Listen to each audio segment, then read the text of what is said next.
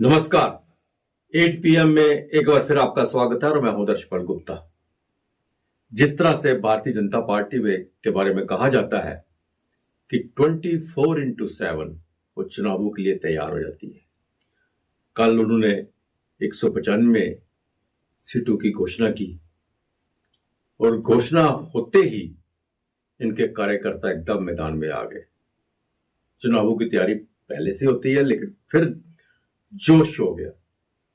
जम्मू के अंदर भी भारतीय जनता पार्टी के चुनावी कार्यालय खुल गए, उधमपुर में भी, डोडा में भी, किश्तवाड़ में भी, कठुआ में भी, वहां भी चुनावी कार्यालय खुले और कार्यकर्ता जो है बाहर निकल आए।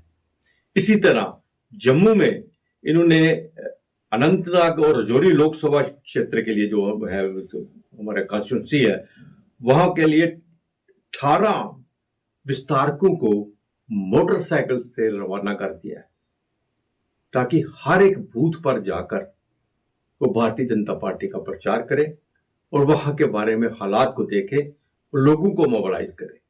इसी तरह उधमपुर और दूसरे क्षेत्रों के लिए 90 मोटरसाइकिल तैयार कर रहे हैं। उन विस्तारकों को भी वहां भेजा जाएगा। ये हाल है भारतीय जनता पार्टी का चुनावों को लेके। लेकिन दूसरी तरफ अभी गठबंधन की मीटिंग होनी है, कब होनी है पता नहीं है, किसको सीट मिलनी है पता नहीं है, टिकट कौन लेगा पता नहीं है, जम्मू में कौन होगा, कश्मीर में कौन होगा, ये लंबी लड़ाई है। यही एक वजह है कि भारतीय जनता पार्टी के बारे में कहा जाता है 24x7 वो चुनावों के लिए तैयार रहते हैं। तो आइए अब नजर डालते हैं आज के समाचारों में। केंद्र शासित प्रदेश लद्दाख की एकमात्र लोकसभा सीट के लिए सत्ता और विपक्ष दल ने चुनावी तोड़जोड़ बिठाने शुरू कर दिए हैं। इसी क्रम में भारतीय जनता पार्टी के प्रदेश अध्यक्ष फुनसोक स्टैनजिन और प्रदेश महासचिव की संयुक्त अध्यक्षता में आगामी लोकसभा चुनाव को लेकर महत्वपूर्ण बैठक बुलाई गई है। इसमें लद्दाख संसदीय सीट के लिए उम्मीदवारों के पैनल को अंतिम रूप दिया गया है। अब इन तीनों में से किसी एक उम्मीदवार का नाम भाजपा के राष्ट्रीय नेतृत्व को तय करना है। भाजपा ने गहन विचार विमर्श के बाद वर्तमान सांसद जामयांग नामग्याल और LAHDC ले के मुख्य कार्यकारी पार्षद एडवोकेट ताशी ग्यालसन और कारगिल जिले के जास्कर के चा निर्वाचन क्षेत्र के पार्षद स्टैनजिन लाकपा का नाम तय किया है। सूत्रों के अनुसार मौजूदा सांसद जामयांग सेरिंग नामग्याल की घटती लोकप्रियता के चलते पार्टी ने एक कदम उठाया है। LAHDC लेह ने मुख्य कार्यकारी पार्षद ताशी ग्यालसन इस सीट के प्रबल दावेदार माने जा रहे हैं। हालांकि अभी प्रत्याशी के नाम की घोषणा किया जाना बाकी है। जम्मू संभाग के जिला रामबन में सोमवार को बड़ा सड़क हादसा पेश आया। इस हादसे में 4 लोगों की मौत हो गई जबकि 3 लोग घायल हो गए। घायलों को उपचार के लिए अस्पताल ले जाया गया है। सूत्रों से मिली जानकारी के अनुसार सोमवार सुबह रामबन जिले के उखराल के माली गांव में एक वाहन सड़क से फिसलकर हादसे का शिकार हो गया। इससे 4 लोगों की मौत हो गई और 3 लोग घायल हो गए। दुर्घटना का पता चलते ही आसपास के लोग मौके पर पहुंचे, पुलिस को सूचित किया गया। पुलिस ने तुरंत बचाव अभियान चलाया।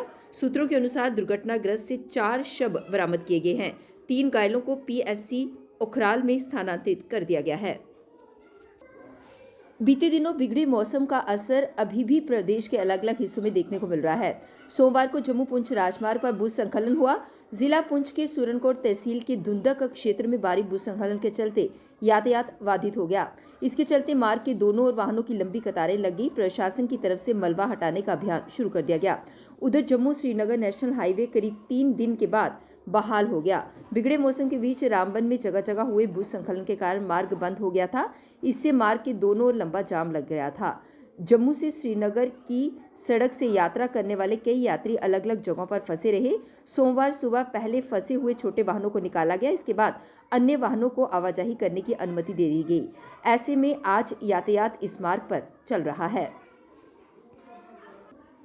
महागठबंधन की महारैली के बाद राष्ट्रीय जनता दल के सुप्रीमो लालू प्रसाद यादव और उनके बेटे तेजस्वी यादव की मुश्किलें बढ़ सकती हैं।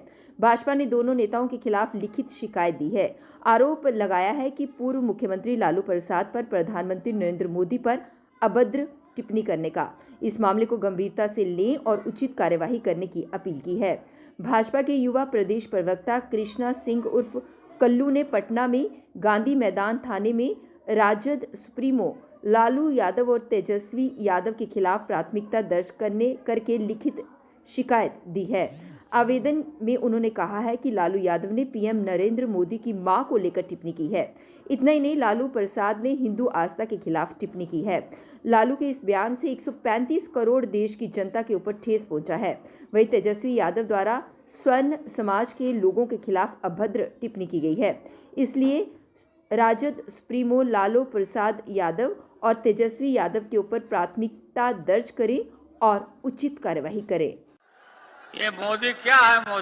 मोदी कोई चीज है क्या?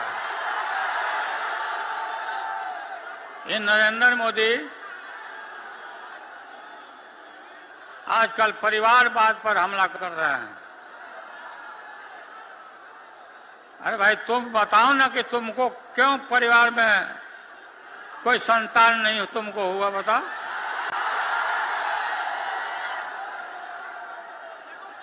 ज्यादा संतान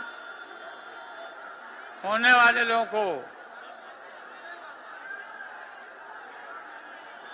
बोलता कि परिवारवाद है, परिवार के लिए लोग लड़ रहे हैं।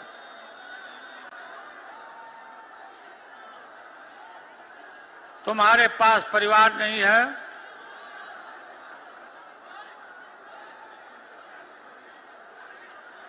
और तुम्हारी माताजी जब, और तुम हिंदू भी नहीं है। सुप्रीम कोर्ट ने अपने ऐतिहासिक फैसले में रिश्वत लेकर वोट देने वाले माननीयों को अभियोजक से राहत देने से इनकार कर दिया है। सुप्रीम कोर्ट ने 1998 में पीवी नरसिम्हा राव के मामले में दिए गए अपने पिछले फैसले को पलट दिया। 7 जजों की संविधान पीठ ने कहा कि संसदीय विशेषाधिकार के तहत रिश्वतखोरी की छूट नहीं दी जा सकती। फैसला सुनाते हुए मुख्य न्यायाधीश ने कहा कि पीठ के सभी जज इस मुद्दे पर एकमत हैं कि पीवी नरसिम्हा राव मामले में दिए गए फैसले में हम असहमत हैं। नरसिम्हा राव मामले में अपने फैसले में सुप्रीम कोर्ट ने सांसदों विधायकों को वोट के बदले नोट लेने के मामले में अभियोजक से छूट देने का फैसला सुनाया था। चीफ जस्टिस ने कहा कि माननीयों को मिली छूट ये साबित करने में विफल रही है कि माननीयों को अपने विधायी कार्यों में इस छूट की अनिवार्यता है। मुख्य न्यायाधीश ने कहा कि संविधान के अनुच्छेद 105 और 194 में रिश्वत से छूट का प्रावधान नहीं है, क्योंकि रिश्वतखोरी आपराधिक कृत्य है और ये सदन में भाषण देने या वोट देने के लिए जरूरी नहीं है। पीवी नरसिम्हा राव मामले में दिए गए फैसले की जो व्याख्या की गई है वो संविधान के अनुच्छेद 105 और 194 के विपरीत है। जम्मू कश्मीर शिवसेना के अध्यक्ष मनीष साहनी ने प्रेस वार्ता को अंजाम दिया, जिसमें उन्होंने कहा कि सरकार ने बहुत सारे लोगों से वादे किए, लेकिन अभी तक वो वादे पूरे नहीं हुए हैं। उन्होंने ये भी कहा कि वो जल्द ही एक कैंपेन शुरू करने जा रहे हैं, जिसके तहत पहले अधिकार फिर सरकार, यानी कि अगर लोगों से वादे किए गए हैं तो वो वादे भी जल्द से जल्द पूरे किए जाने चाहिए। और इतना ही नहीं, लोकसभा चुनाव को लेकर भी उन्होंने प्रेस कॉन्फ्रेंस के माध्यम से बात रखी। साधेगे वहां पर जनता के बीच जाकर सीधे उनसे संवाद किया जाएगा, उनको जागरूक किया जाएगा। और 16 मार्च को जम्मू के प्रेस क्लब से जो है इस यात्रा का जम्मू की दोनों लोकसभा सीटों पर जो है ये यात्रा निकाली जाएगी। ये यात्रा जिला स्तर पर रखी जाएगी। तमाम जिला इकाइयों द्वारा इस यात्रा को जो है वो लगातार जारी रखा जाएगा।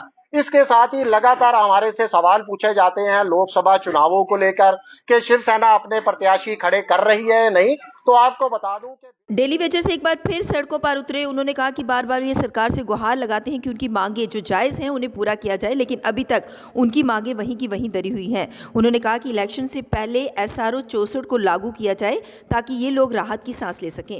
मंत्री जी ने कही है, गृह मंत्री जी ने कही है, उन बातों को अमली जामा पहनाइए। रेगुलेशन पॉलिसी 61,000 के करीब जो कैजुअल लेबर्स डेली वेजर्स हैं, उसके साथ अदर कैटेगरीज के जो लोग हैं उनके लिए भी जो है रेगुलेशन का प्रावधान करके सेटलमेंट इशू को जो है किया जाए। वरना आने वाले समय में आगामी लोकसभा इलेक्शन हो या विधानसभा के इलेक्शन हो या कोई और इलेक्शन हो, ये तबका जो है जो एक बंधा बधाया वोट जो वोट की राजनीति जो है केंद्र सरकार ने प्रधानमंत्री जी के बातों के ऊपर विश्वास करके हम लोगों ने जो वोट बीजेपी में डाला है, लेकिन इस बार जो है कड़े शब्दों में इस बात की जो है मजम्मत करके हम लोग सामने खड़े हैं। रेगुलेशन पॉलिसी नहीं होगी तो वोट बैंक की राजनीति भी नहीं होगी। स्पष्ट मैसेज है कि प्रधानमंत्री जी इलेक्शन से पहले इन तमाम वर्कर्स के लिए रेगुलेशन पॉलिसी का प्रावधान लाएं। वरना जो है वोट की चोट करने से भी डेली वेजर अब पीछे नहीं हटेगा। तो देखिए, आपको साफ तौर पे बता दें कि अब डेली वेजर है वो कहीं ना कहीं पीछे नहीं हटेगा, लेकिन उससे पहले ये देखिए किस तरह से अधिकारी यहाँ पर पहुंचे हुए हैं और क्या बातचीत चल रही है, वो तस्वीरें भी आपको दिखाएंगे। पूरे भारतवर्ष की तरह प्रदेश में भी बीजेपी स्टेट महिला मोर्चा की अध्यक्ष संचिता डोगरा द्वारा नारी शक्ति वंदन के तहत रन फॉर यूनिटी कार्यक्रम ऑर्गेनाइज किया गया, जिसमें सभी संगठनों ने बढ़ चढ़कर भाग लिया। रखकर खासकर जो हमारी जो स्पोर्ट्स वाली जो बेटियां हैं, जिन्होंने स्पोर्ट्स के अंदर काम किया है, जिन्होंने स्पोर्ट्स के अंदर वो किया है, आज जम्मू जिला में हमारी जिला अध्यक्ष सविता आनंद जी की अध्यक्षता में ये कार्यक्रम निकाला गया और खासकर सब नारी आज इकट्ठी हुई हैं ताकि हम वंदन कर सके, अभिनंदन कर सके और माननीय प्रधानमंत्री जी को 2024 के अंदर दोबारा से हम पूरी शक्ति अपनी लगाकर उनको एक जो है दोबारा से प्रधानमंत्री बनाए। पंजाब के मोहाली के सेक्टर 67 से सीपी मॉल के बाहर सोमवार को ताबड़तोड़ गोलीबारी में जम्मू के कुख्यात अपराधी की हत्या कर दी गई। मृतक की पहचान राजेश डोगरा उर्फ मोहन चीर के तौर पर हुई है। पंजाब पुलिस ने बताया कि राजेश डोगरा अपने 2 दोस्तों के साथ मॉल घूमने आया था। स्कॉर्पियो समेत 2 गाड़ियों में आए हमलावरों ने उस पर ताबड़तोड़ फायरिंग कर दी। मृतक के दोनों दोस्त मौके से फरार हो गए। सूत्रों के अनुसार आरोपी राजेश डोगरा की रेकी कर रहे थे और जैसे ही वे मॉल से बाहर निकला तो उस पर फायरिंग कर दी गई। पंजाब पुलिस ने बताया कि राजेश डोगरा अपने 2 दोस्तों के साथ मॉल घूमने आया था। स्कॉर्पियो समेत 2 गाड़ियों में आए हमलावरों ने उस पर ताबड़तोड़ फायरिंग की। मृतक के दोनों दोस्त मौके से फरार हो गए। सूत्रों के अनुसार आरोपी राजेश डोगरा की रेकी कर रहे थे और जैसे ही वे माहौल से बाहर निकला तो उस पर फायरिंग कर दी गई। पुलिस के अनुसार 4-5 हमलावरों ने 32 बोर और 45 बोर की पिस्टल से फायरिंग की। बताया जा रहा है कि 17-18 राउंड फायरिंग की गई। पुलिस मौके पर जांच कर रही है। पुलिस को शव के पास गोलियों के खोल भी बरामद हुए हैं। शव सड़क पर मिला। मौके पर मौजूद लोगों से पूछताछ की जा रही है। मौके पर लगभग 1 दर्जन खोल मिले हैं। मरने वाले की उम्र लगभग 45 से 50 वर्ष के बीच बताई जा रही है। मौके पर फोरेंसिक टीम भी पहुंच गई। जिले के एसएसपी डॉक्टर संदीप गर्ग और आईजीपी रोपड़ रेंज भी मौके पर पहुंच गए और घटना की जानकारी हासिल की जा रही है। पुलिस मॉल और आसपास के सीसीटीवी कैमरों की फुटेज भी जुटा रही है ताकि आरोपियों की पहचान की जा सके। कल 8 बजे फिर आपसे भेंट होगी। तब तक इजाजत दीजिए। नमस्कार।